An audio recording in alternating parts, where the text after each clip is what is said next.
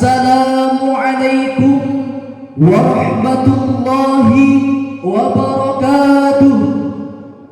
Alhamdulillahilladzi ja'ala al-Islam sayyidal adyan fil alamin wa man yabtaghi ghayra al-Islam dinan fala yuqbala minhu wa huwa fil akhirati minal khasirin. Qalu subhanaka la ilma lana illa ma 'allamtana innaka antal alimul hakim. Ashhadu an la ilaha illallah wahdahu la syarika lah wa ashhadu anna Muhammadan 'abduhu wa rasuluh.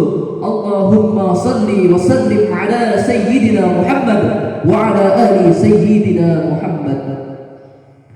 Alhamdulillah, tidak ada kata yang paling pantas kita ucapkan selain puji syukur kita atas kehadiran Allah Subhanahu wa taala, atas limpahan rahmat beserta taufik dan hidayahnya, sehingga kita masih diberikan kesempatan, kita masih diberikan kesehatan dan kekuatan, sehingga kita masih hidup hingga detik ini.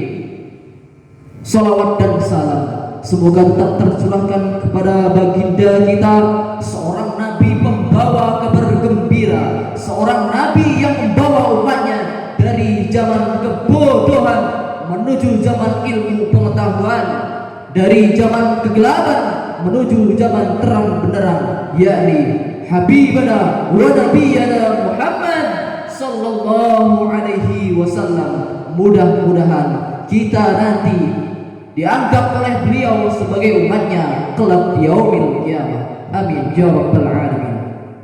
Hadirin sebangsa dan setanah air, Dr. Karel Steenbeek, seorang sejarawan berkebangsaan Belanda, mengatakan Indonesia meskipun terdiri dari berbagai suku, adat istiadat dan agama, namun hidup dalam keramahan yang dibingkai dalam wadah Bhinneka Tunggal Ika, berbeda-beda namun tetap satu tujuan, yakni persatuan dan kesatuan.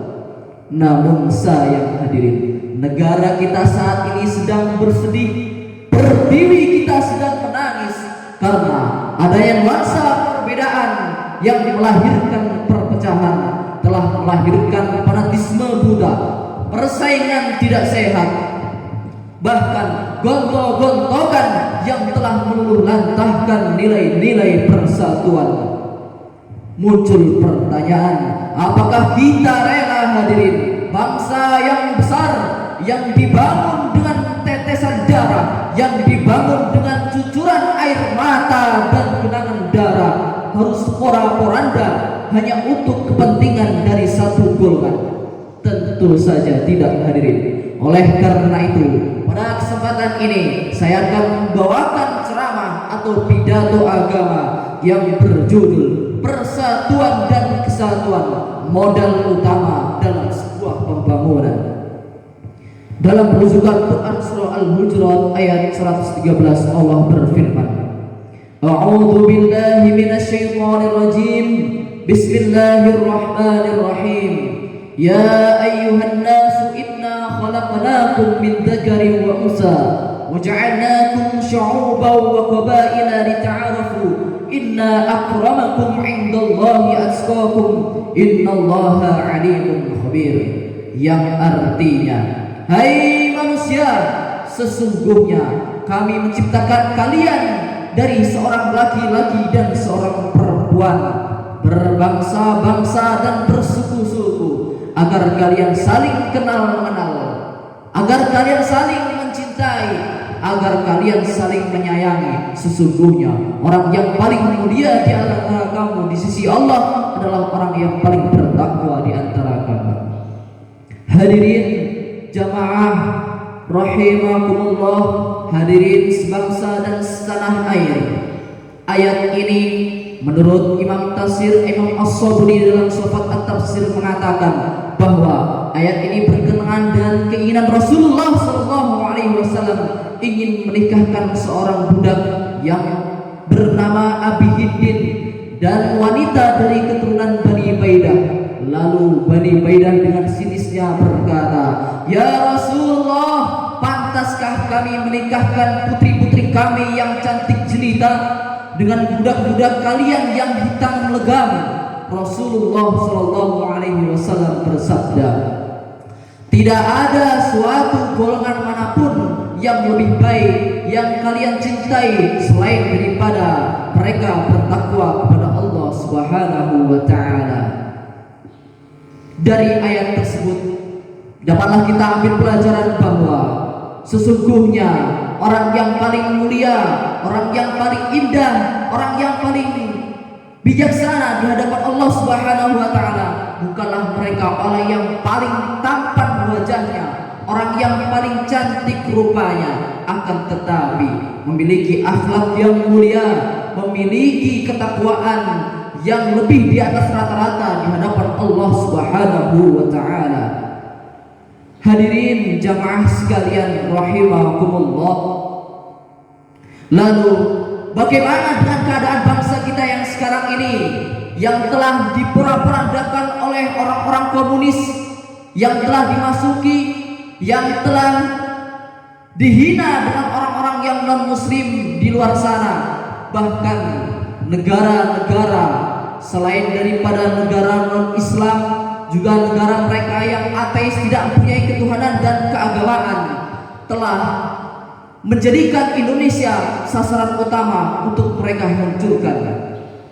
Palestina dengan Israel yang sekarang ini sedang booming dan yang sekarang ini sedang dijajah oleh mereka. Apakah kita akan menjadi seperti mereka? Apakah kita akan diam saja dengan jajahan, dengan hinaan dan caci makian terhadap bangsa Palestina? Jangan sampai kita dijadikan sebuah budak, dijadikan tamu di negara kita sendiri. Oleh karena itu, marilah kita satukan persepsi, berdiri sama tinggi, duduk sama rendah, satukan pergerakan, rawe-rawe rantas, malang-malang putus. Jangan jadikan perbedaan yang menimbulkan sebuah perpecahan. Jamaah sebangsa dan setanah air, maka dari itu kita sebagai pemuda adalah sebaik-baik pemimpin di masa yang akan datang. Oleh karena itu kita harus melandasi keimanan dan ketakwaan diri kita untuk bertakwa kepada Allah Subhanahu wa Ta'ala, dan jangan sampai mudah kita untuk tergiur oleh keinginan-keinginan mereka, tergiur dengan tawaran-tawaran mereka yang menawarkan dengan kekayaan, dengan materi, dengan harta hanya untuk kebutuhan belaka saja. Akan tetapi agama, akidah, negara yang sedang saat ini kita pakai, yang sedang saat ini kita anut, mereka mulai menggerogoti sedikit-sedikit negara kita ini. Mereka melahirkan dan mereka menyerang kita dari dalam, bukan mereka menyerang secara terang-terangan.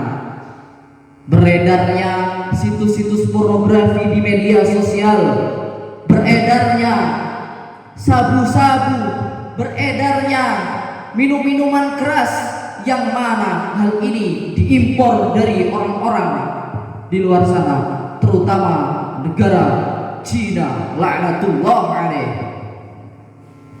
Oleh karena itu hadirin, marilah kita bersatu, berpegang teguh, guna untuk bersatu menyatukan Indonesia, menyatukan Islam.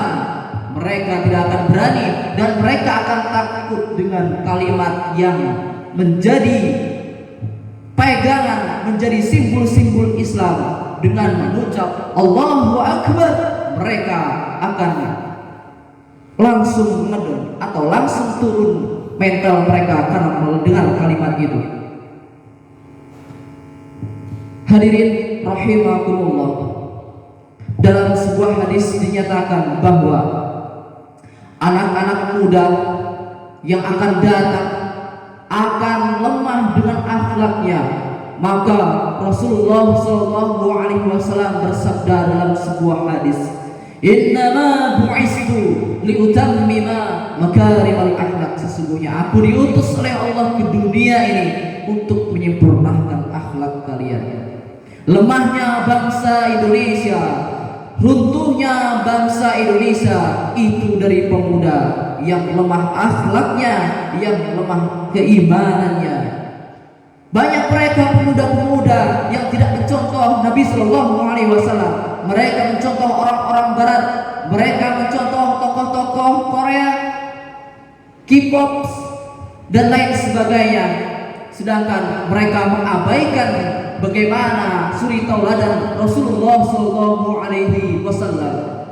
Negara Indonesia ini dapat diperbaiki dari pemudanya. Jika pemuda pada masa saat ini adalah pemuda yang baik, pemuda yang gagah dan pemberani, yang berlandaskan iman dan takwa kepada Allah Subhanahu wa taala, maka negara bangsa Indonesia akan mencapai puncak kejayaan dan keemasan.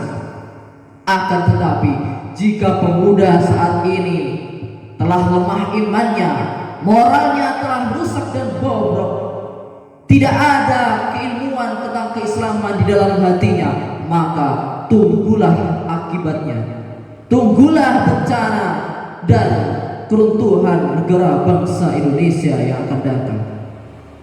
Demikianlah pidato dan ceramah yang saya sampaikan. Apabila terdapat kesalahan saya mohon maaf, pada Allah saya mohon ampun.